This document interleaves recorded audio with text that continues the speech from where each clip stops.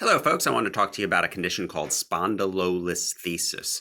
It's a very common problem that we see in their office. Basically, it's where there is a separation of the front and the back part of the vertebrae. Some doctors refer to it as a fracture, which scares patients.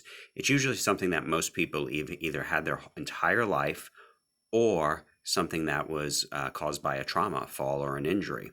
Nevertheless, as long as there is a mild slippage, chiropractic care works great for it. So once again, anteriothesis or spondylolisthesis or a non-acute fracture of the spine is something that we help out all the time.